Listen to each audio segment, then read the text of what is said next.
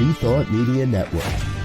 We are a global broadcast network of positive music, media, and entertainment, inspiring humanity's evolution along the journey of enlightenment and creating a world of love, peace, empowerment, and prosperity for all. New Thought Media Network. Positively inspiring.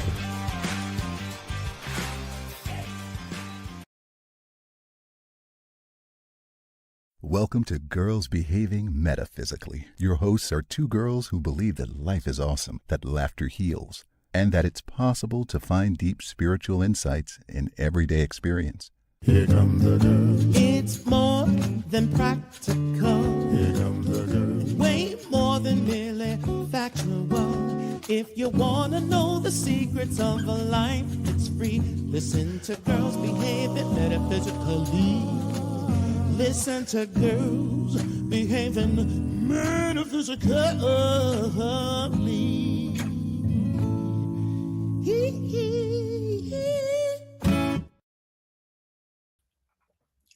Hello, and welcome to Girls Behaving Metaphysically. I'm trying to find myself. There I am. There you are. Wow, I'm so big, and you're so back behind. Oh, I have my computer pushed away, but I can bring it a little bit. I don't. So it just feels weird to just be a talking head. I'm like, I have shoulders and a neck. All right, well, here we are. Body, mind, spirit, and soul. Girls Behaving Metaphysically. We're not just talking heads. I think that should be our new tagline. We are not just talking heads. All right, I am Robin Rice Olmsted. I'm Dr. Natasha Wilson. And I'm in, well, you said we're Girls Behaving Metaphysically. Now let's say where we are in the world, because I never know where you are.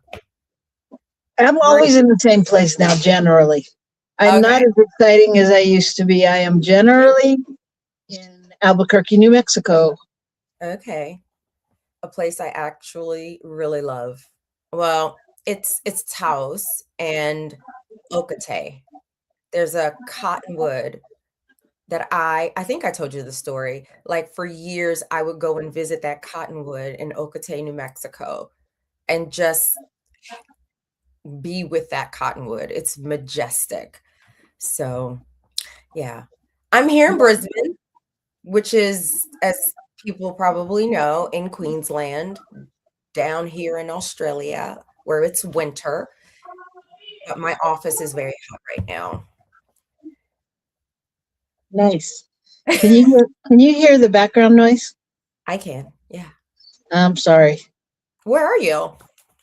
I am at Gills Center, and apparently everyone has decided to start talking now. So everyone is in the other room, and they're talking very loud.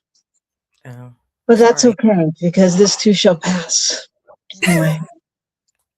Oh, God. So how are you? How's your week with your new discovery?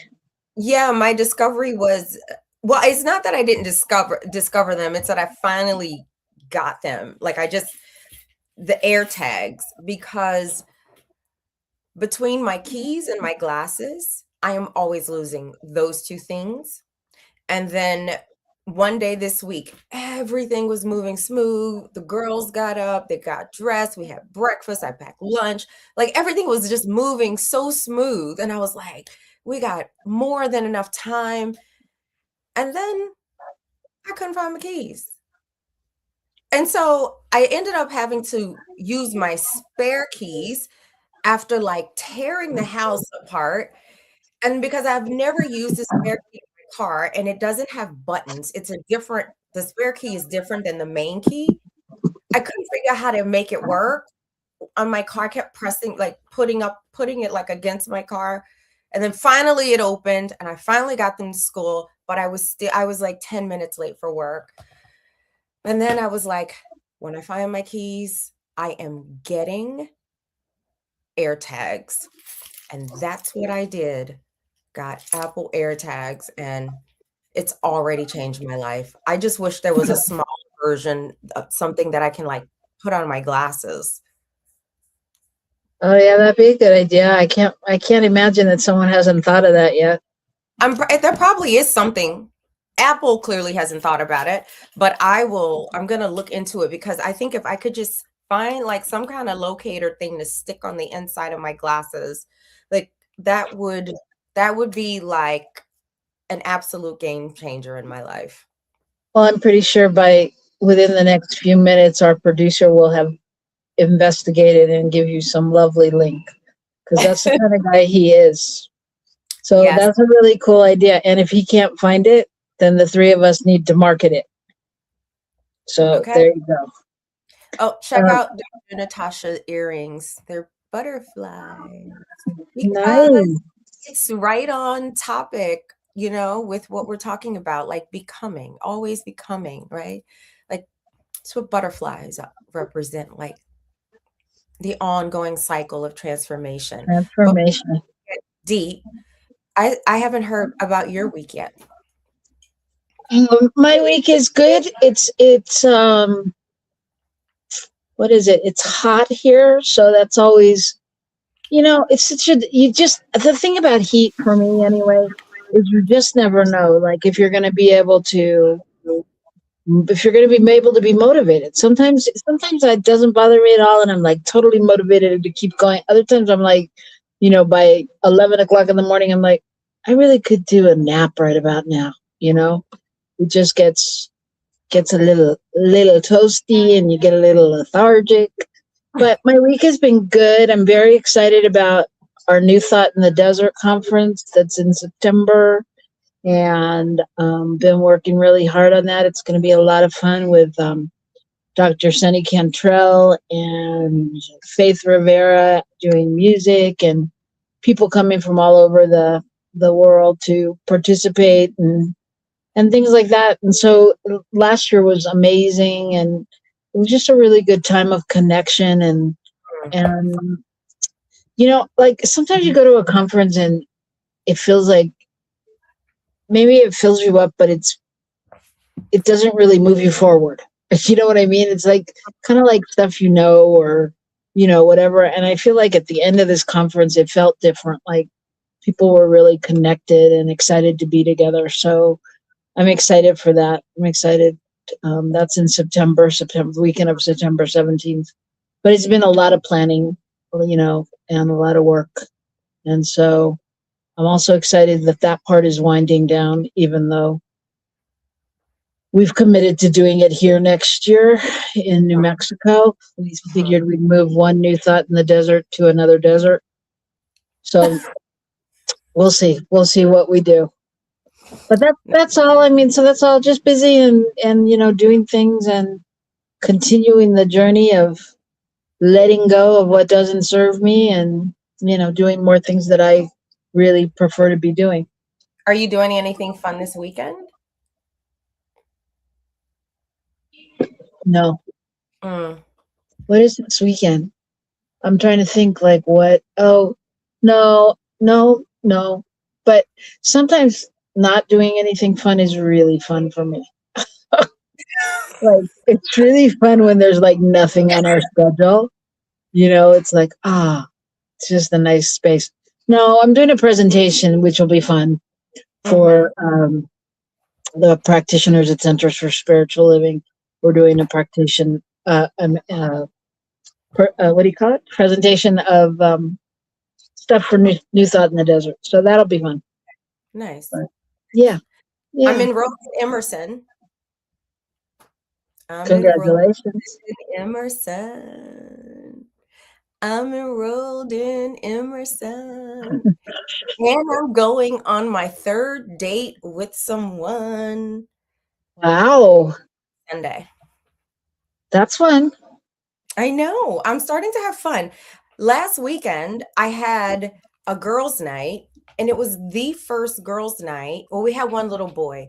He's the brother of my daughter's best friend. So I had the moms come. So my daughter's two best friends from Dance Academy. Well, the other friend is not Dance Academy, but she's my daughter's other best friend. And their moms came over, And then the little brother, he is so sweet. I love this little boy so much. He came over for a play date at my house maybe like 2 years ago.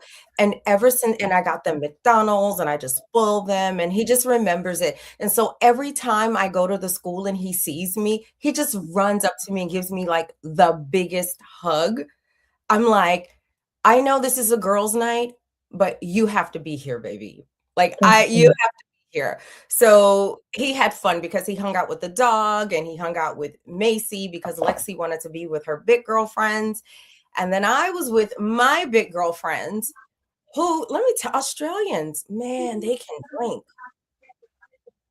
They can what? They can drink. Oh, yeah. Oh my God. I had one of the moms like starfished on my living room floor and it was absolutely awesome. And then they were here until like midnight. I don't even remember the last time I had people in my house at midnight. And then their husbands came to collect them and That's funny. it was so funny. Their husbands came to collect them and I was like, take all your booze with you, get it out of here. The kids had a great time. So yeah, I'm looking forward to a quieter weekend, but it was really nice. Like, yeah. I find I find that is true in many other cultures besides ours. I mean, and maybe it's just my perception, but it seems like, I mean, I know when I grew up in college and stuff in Mexico, that's how it was. It was like drinking was a full on sport that you were participating in, kind of thing. And, it just feels like, not that Americans don't do that. I totally get that. But I don't know. It's maybe it's my perception, but it seems like Americans just get sloppier, Yeah. whereas whereas other cultures get funner on some level, and it's more, I don't know, it's more interactive or something. It's not just, I don't know what it is. Oh, I'm telling you, like everything devolved into a twerk party. And then, so here we like 50-year-old women twerking with our daughters who are also dancers. So we're like twerking out our lives. And then Andromeda, just the dog, is just like not used to having like these many people in the house. And she just starts humping everybody. And then I'm just like, what is my house turned into? But She was doing her version.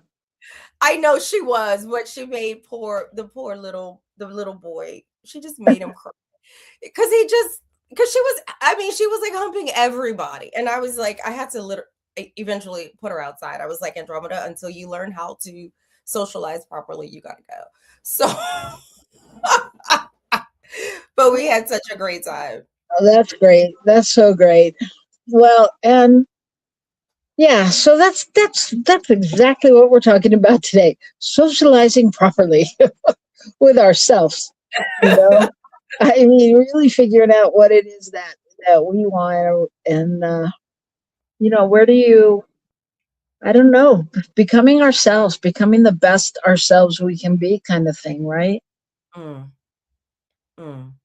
And I think that that of course, we're always talking about steps and processes and different things to look at for awarenesses, but I think at the end of the day, for me, I'll just say that it's real part of it.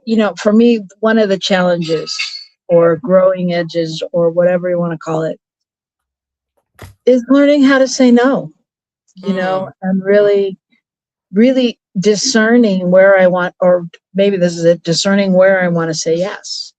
Mm-hmm. So absolutely. Yeah, so that's what we're going to be talking about today.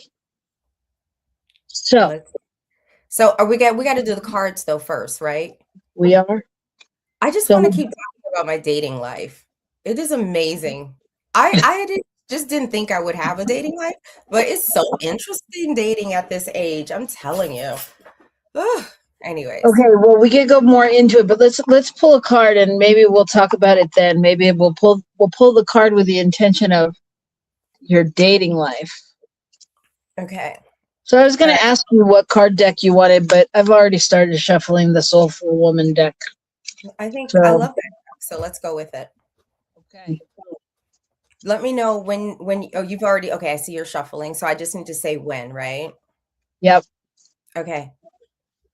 Hold on. Oh. Okay. Have you Before started? I drop them. Yeah, I'm shuffling. Say it whenever. Okay. When? Okay. Of course we're talking about your dating life because the card is okay. I can't see me. So is it there? No, it's not in the screen. Okay. It's not in the screen. All right, I'm working on it. There it is. Okay. Bring it back. The flow of partnership. The flow of partnership. We're girls behaving metaphysically. Of course. That's the card, right? Like we Right? understand. Spirit is always talking through multiple mediums. All right. So what does it say? Okay, I'm going to tell you what it says. See, it says the flow of partnership. I am connected to myself and to the cosmos, even as relationships enter or leave my life. I am grateful for these gifts of connection and engagement wherever and whenever they occur. I feel at peace with this process. At times, my path takes me into relationship. At other times, I am called to gently release relationship and be on my own as I journey forward. When I feel called to be in partnership, I relax into the process, knowing that I will attract the perfect partnership for me. I am open to the flow of life. I follow my unfolding journey with radical faith and courage, knowing that I am always connected to the life pulse of the universe and that the right people come into my life at the right time. And the card affirmation is the ebb and flow of relationship takes me where I need to be next on my path. Okay. Oh, I'm not gonna lie, I missed a lot of that because the man who serenaded me last night and is taking me on a date on Sunday texted me. what did we tell you about looking at your text during the show? I'm sorry. I usually have my phone in work mode. Michael Mangus, thank you. Listen, you're not the only show host that does that stuff. I'm going to go to the higher ups here at New Thought Media Network and ban all phones in the studio. What did he say? Oh, what did he say? Can I tell you? Oh, no, I can't say it on. I can't say it. Oh, okay. All right. But he just said, I recall conversations about, because we had a Skype date last night, not Skype, Zoom date last night. And he just says, so I recall conversations about blank, blank, blank, blank, but I don't remember if we decided about getting together this weekend. And I was like, yeah, we're seeing each other on Sunday. We arranged a picnic, or at least he arranged a picnic. So, okay. Yeah. So there we go. All right. Well, again, now you have kids though. So we may have to, if you have kids, you have to have the phone next to you though. That's the only I know. I can't. That's just what it is.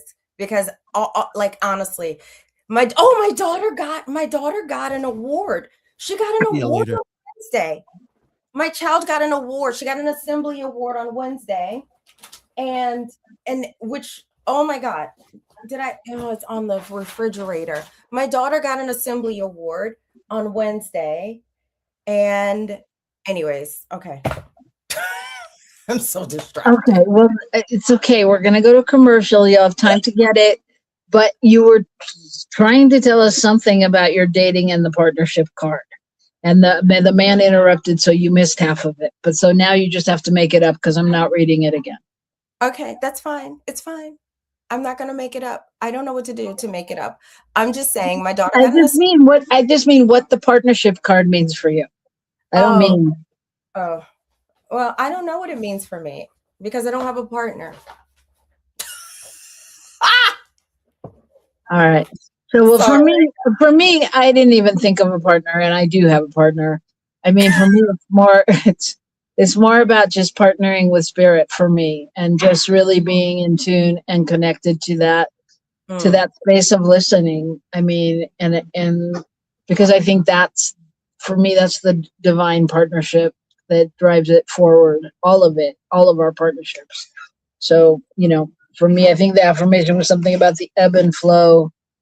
I say the ebb and flow of relationship takes me where I need to be on my next path, on my next on my path. And so, to me, that's what the card is about, as opposed to really. Not that it can't be about a partner. I mean, that's all good, but I mean, it's just I don't know. I feel like so much of the time I'm in conversation with spirit, and spirit listens. You know what I mean? Like, as opposed to trying to get my partner's attention. So I'm like, like, really, God, what does this mean? Really? Do I have to? Yes, you have to. I don't want to. Yes, you have to. The conversations and that kind of partnership, knowing that I'm supported. That's my story. Yeah. Well, it's a good story to have. And before this is my daughter getting her award. Can you guys see that? Very cute. Yeah. Isn't she like Very the sweet. most adorable thing you've ever seen? Okay. And what did she get the award for? Okay, I'm going to read it to you. It says, Macy and her teacher. I love her. I love her. I sent her teacher like this very long email just expressing gratitude for how much I think her teacher literally loves her. Okay. So anyways, because things that come really easy for my older daughter, Macy has to work like 3 times hard for, their ASD really manifest in very different ways. And then, Macy has some other like developmental things. So, but she got an award for having a positive attitude towards learning and completing must-do learning task. Nice. That's cool. I bought her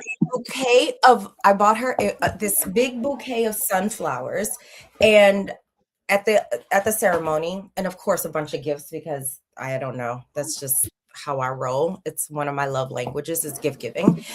And so I thought she would want to come home with me after the award ceremony, because that's usually like both my kids like to come home early whenever they can. But Macy was like, no, Mom, I want to go back to class. And she's like, I want to take my son. She was holding them like Miss America. And then I was like, okay, so I'm going to go. I had an appointment with my older daughter. We had family therapy, me and my older daughter. So we did that, which I also learned a ton about her world, which was amazing. And then I came, when I talked to the teachers the following day, they were like, Macy was in after school care. She would not put those sunflowers down. Every activity, she held her sunflowers in her arm. And I was like, because she is a sunflower. I just love her. That's so cool. That's so cool. I think that's what helps. I mean, I think those are the things now that really entice kids to love school and to want to be there and to feel wanted and appreciated and needed and all of those things, But do you remember how little she was? Do you remember? She was so tiny. Remember, she was 13 months. You met her around the same, like you met her because you were already in my life. And so she was so little. Yeah. And now she's going to be 9, Robin. I know. It's crazy. It is. And I told the person that I'm like going on dates with, I don't think we're dating. We're going on dates. I was like, I have to be stopped once I start talking about my children, because I will just gush and just keep going, because I have never been so in love in my whole life And I remember talking to you, and I was like, Robin, I think I might need to have a session with you because I'm not sure. Is this normal to like, am I over loving my children? Is this too much? You know, I need people to normalize this for me. So There can't be too much love in the world. There just can't be, in my opinion. look, it was on my Zoom date last night, right? While I'm being serenaded, right? He plays guitar and sings and has this amazing red hair. Okay, whatever. So he's serenading me, and Macy's knocking at my office door. Mom, it's our bedtime. We have to touch feet because that's how, Macy and I still co-sleep. And she's like, man on the computer time is over, Mom. We have to touch feet. And I literally told him, I said, look, my daughter has set the boundaries. It's called order, and it's now time for me to go touch feet, and we need to go to bed. So, and he's like, I'm going to make a song about that.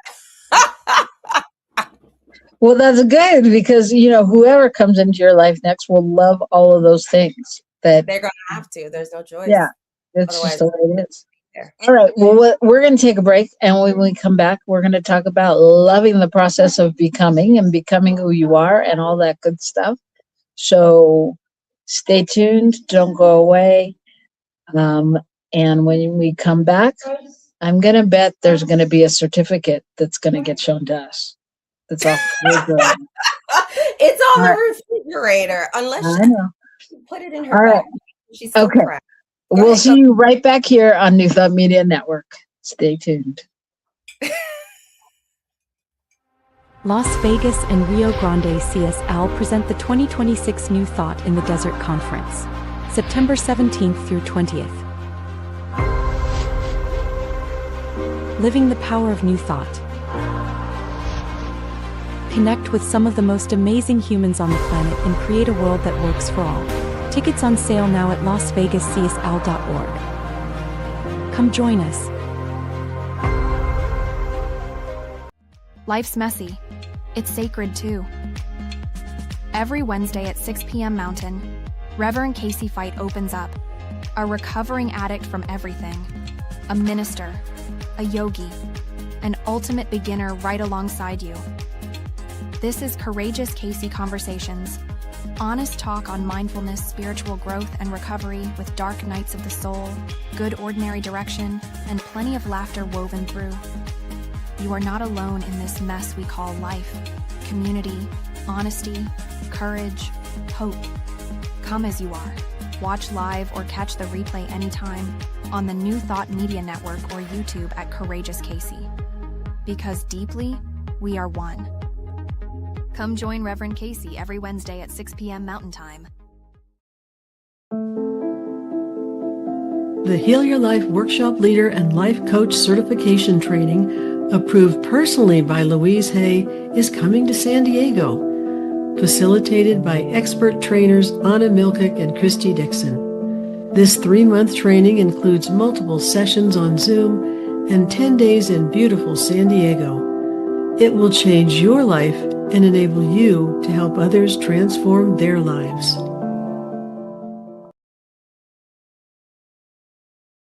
Welcome to Girls Behaving Metaphysically. Your hosts are two girls who believe that life is awesome, that laughter heals, and that it's possible to find deep spiritual insights in everyday experience. Here comes the girl. It's more than practical. Here comes the girl. Way more than merely factual. If you want to know the secrets of a life that's free, listen to Girls Behaving Metaphysically. Listen to Girls Behaving Metaphysically.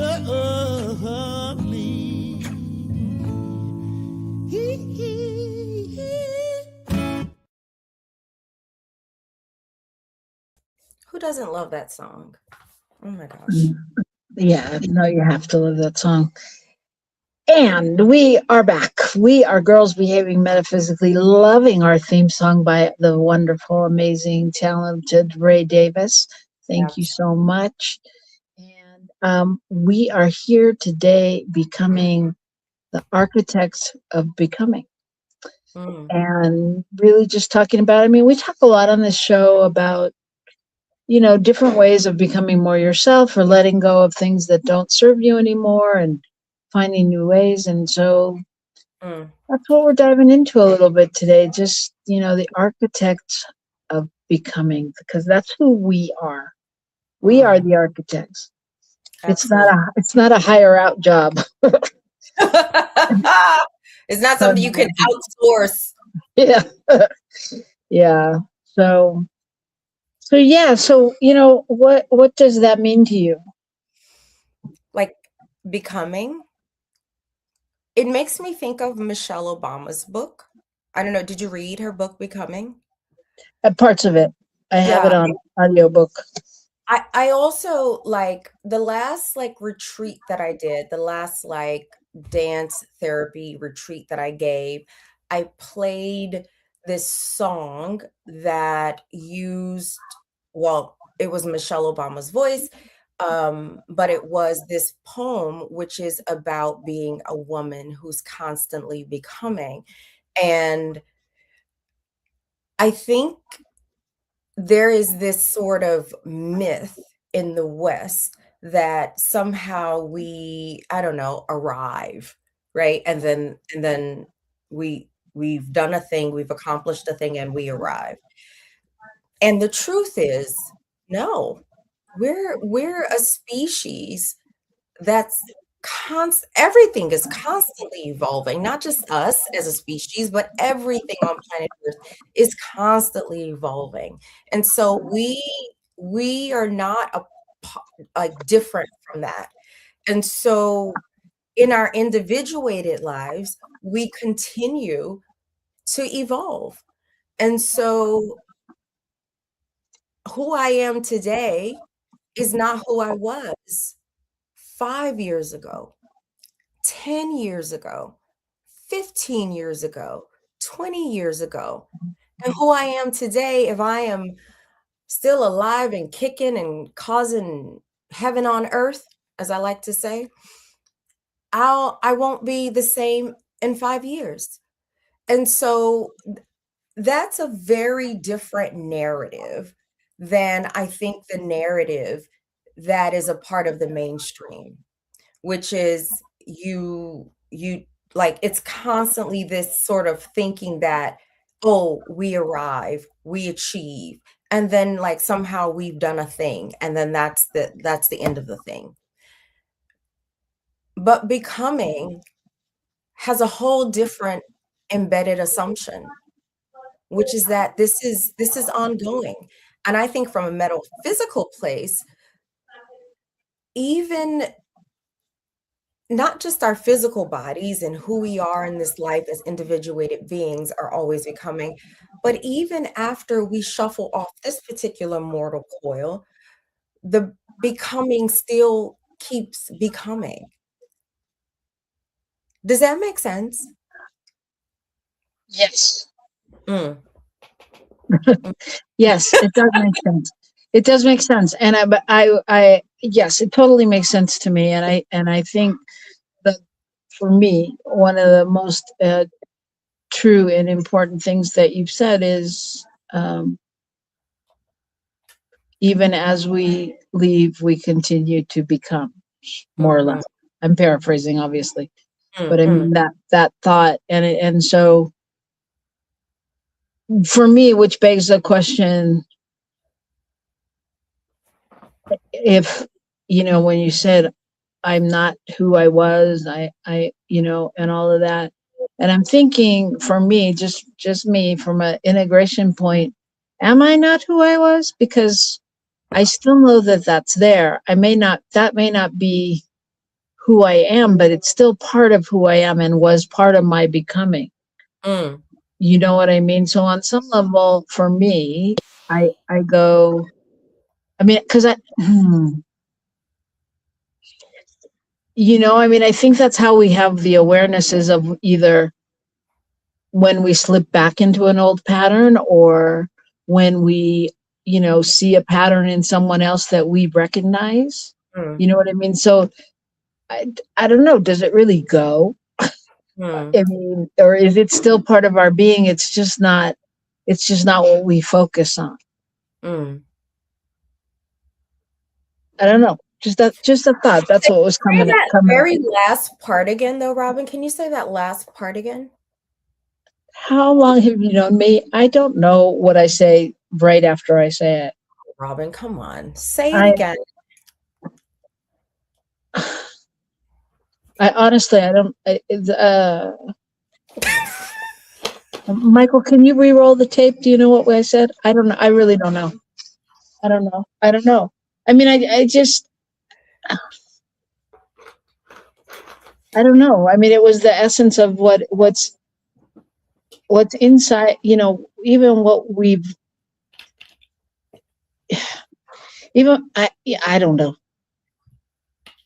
I won't do it justice if I try to say it again. Robin, do you need like a few extra hours of like, how's your sleep these days? If that has nothing to do with my sleep, it has to do with that my mind goes forward. So it's like I once went, I think I've told you this before. I once went to the psychic when I was young who was like, the average person has, I don't remember the number, but let's just say, for lack of a better thing, 2,300 thoughts per second or something. She said, you have 3 times that. So it's like that. That's like an old thought because it was coming to me while you were talking. So once I say it, it's like gone. But I mean, the gist of it was basically just that when you said, that's not who I am anymore, or that's, it's like, that's not what you said, but it's like, is it, or that's not, I don't know. I don't know. It's for the thought was for me, how it can't go away, on some level. We just view it in a different way. I mean, I think it's kind of like anything out there, like, I mean, okay, the only thing coming up for me right now is politics and what's going on in the world. And like, I think we've gone through different phases of that, so making it up. But maybe in the beginning we were like outraged and how, crazy about it. And then we became into the place of like, okay, we're just going to bless it and we're going to trust that something bigger is happening. I mean, we go through phases, you know what I mean? But does that mean that the outrage is gone? I think we call on that I don't know. Those things they don't go away. They just shift energetically. Mm. So like, if we bring it back to like what you were saying, like politically, right? Mm-hmm. Those things they're still there. And yet how we move around those things, how we evolve with those things, that's where the shift happens. I was talking to someone about how I am like defiantly happy. Mm-hmm. Like even with all of the becoming, right? We're always becoming, right? Mm-hmm. One thing that I'm noticing that is like kind of a core part of me, but that is also becoming even more, is this defiance around happiness and a life that is deserving of pleasure and joy. Like it has almost become, I don't want to call it an act of political resistance because like I don't because for it to be political resistance, it would need to be in response to something that I want less of in the world. It's just become an act of divinity, an act of knowing that joy is my human right. happiness is my human right. And I remember having to say, okay, the whole dating thing, like I said, has been interesting. Saying to someone who I was dating, who kind of couldn't understand because of all the things that are happening in the world, how I could be, I guess, happy. And I was like, "W- w- what would it mean if I decreased my joy, my pleasure for this life because other people think I should not be happy simply because of whatever social categories I am born in?" Right? Like I won't give, right, it's less about like I won't give those systems the pleasure of my misery. Well, yeah, you're not giving them power over you. No. And so happiness and joy, like often I have to remind people that, when the Haitian Revolution happened, right? When they kicked out Napoleon from what is now Haiti, when it was Saint-Domingue, the people who were enslaved engaged in this like African spirituality that involved lots of dance, lots of like joy in the body. And the French, they were like confounded. They were like, what are these people doing? Right. And then they literally beat the French army and kicked Napoleon out. And what is now Haiti became the first free Black republic in the West. And they've been paying ever since. But my point is joy and dance and loving each other and affirming our humanity was at the root of getting free. And so, yeah, I feel like that lives in my body. So, Well, and that makes perfect sense. I mean, go ahead. yeah, no, yeah, that makes perfect sense because I mean that's like all that ancestral stuff we carry down, right? And all that, I mean, and those things that we resonate with that we may never know what they mean in our life or whatever. But I mean, so in becoming, I mean, staying on that topic of what we have to do. I mean, I think it's more about embracing and redefining as opposed to, letting it go, get it out of there. Like, no, you can't do that anymore. You can't be that way. It's like when I look at like an old pattern, for example, one of the things for me about this becoming thing is learning my own boundaries, right? Learning when to say yes and when to say no, and and putting myself first. What I really focusing on what I want to do, or what will feed me, And so in that, like, it doesn't mean when someone asks me, to do something, it doesn't mean I have to get like militant and remember that it's about me and, I've let that go. And so, no, you know what I mean? It's really, for me, it's about noticing and like, actually, it's almost like you just said with your daughter, recognizing that, like giving myself that award and going, look at me, I can make a decision from a clear, clean space of moving forward and taking care of me, as opposed to the filter of the voices, the generations, the whatever, wherever you are coming from, of going, oh, but what if they don't like me? Or what if next time they don't ask me? Or what if, whatever it is, whatever filters are running in my head. And then I become able to integrate it and really like transmute the energy. So it's like we say, no energy goes away, it just changes. Yeah. And so we can really then just bless it and have it move on. Absolutely. And there was something that you said about that. I don't know. I know I was raised to be a people pleaser. Um, and it's one of those things I've had to heal from. And also, a part of the healing has been really learning boundaries. And honestly, I feel like I think this is the thing about entering this phase of life, right? Which, in terms of rites of passage, I'm entering into the phase of like the crone. Um, and I don't know, I wanted to be 50 since I was like 13. Can I just say that?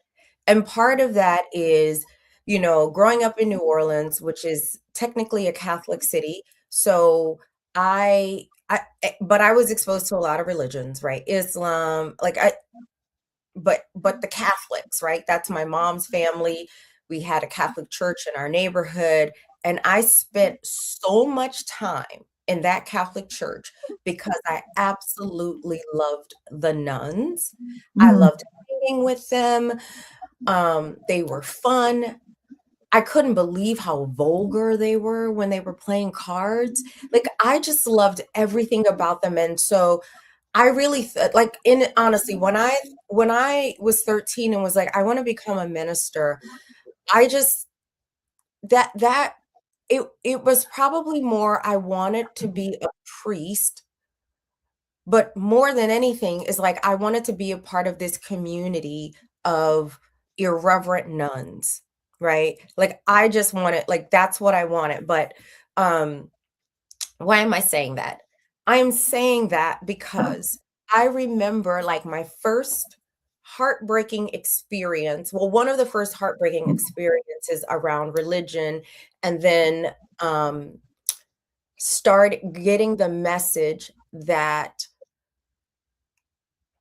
I have to let go and give up caring what people think about me. I have no control over that. And I remember it's when I wanted to marry my first wife. I've only had one wife. What am I talking about? So when I wanted to marry her, right? And look, maybe it's my autism, I don't know, but I literally went to the church and was like, "We want to get married." And they were like, "Well, you can't." And I was like, "Why?" And it was like, "Because it's it's it's against the whatever they said." I can't remember. And so then I remembered, oh, my aunt who was instrumental in getting Barack Obama elected, she had this big church in Chicago. And so then I went to the Methodist church and I was like, okay, my aunt is a Black woman minister. Of course, they're going to marry me and this woman that I love. So then I went there. I didn't go to her church. I went to the local Methodist church, but the minister there knew my aunt. And so I was like, I want to marry this woman. Can you marry us? And she was like, no. And I just was like, I remember being so heartbroken. And I remember telling my aunt, I called my aunt in Chicago and I was like, your colleague said that she would marry me. And I was so upset, and I remember saying to her, "I don't want you talking to her about me," or something like that. And my aunt said to me, "Baby, you can't control who talks about you.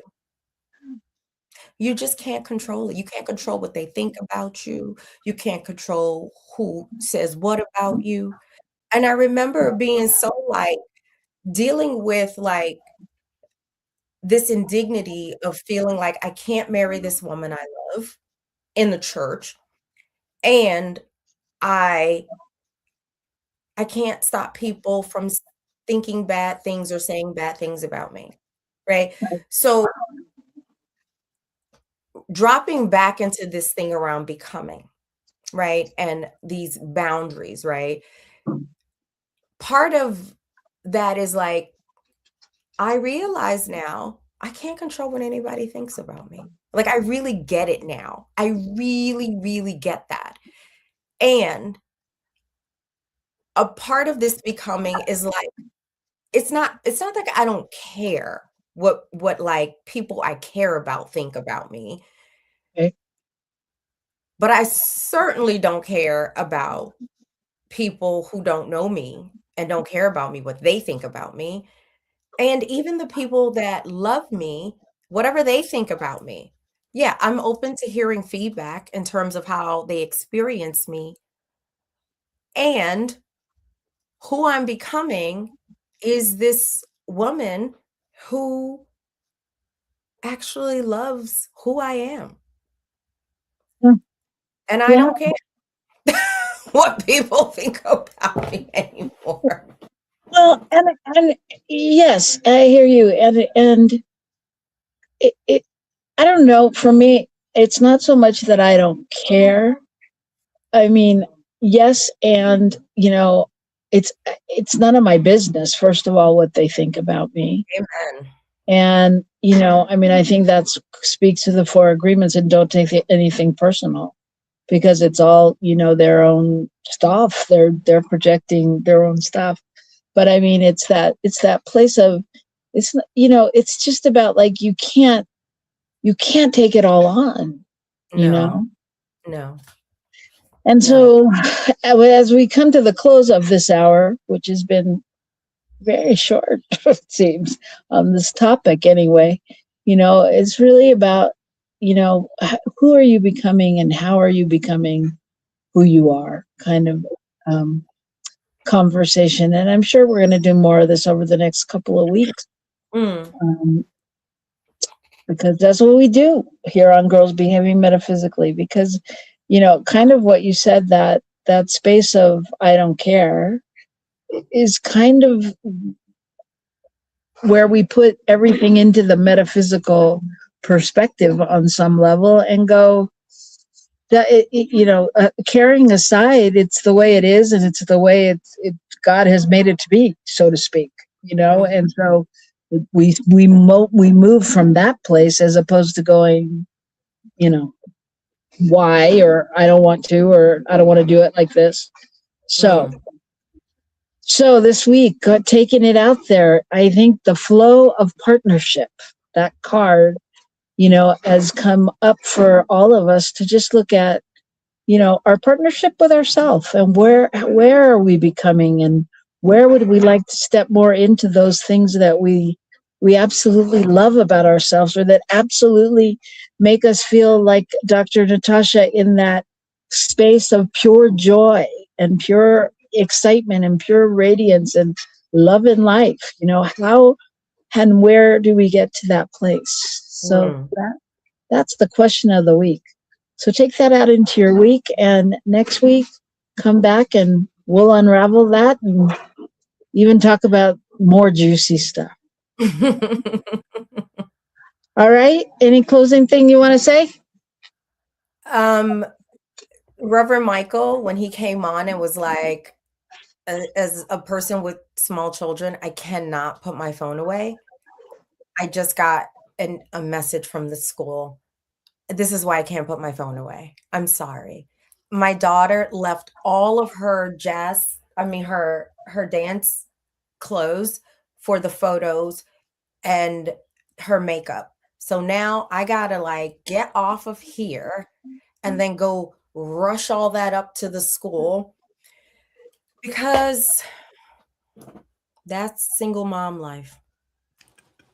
Well, there you have it. Single mom life in just one momentary snippet of a text.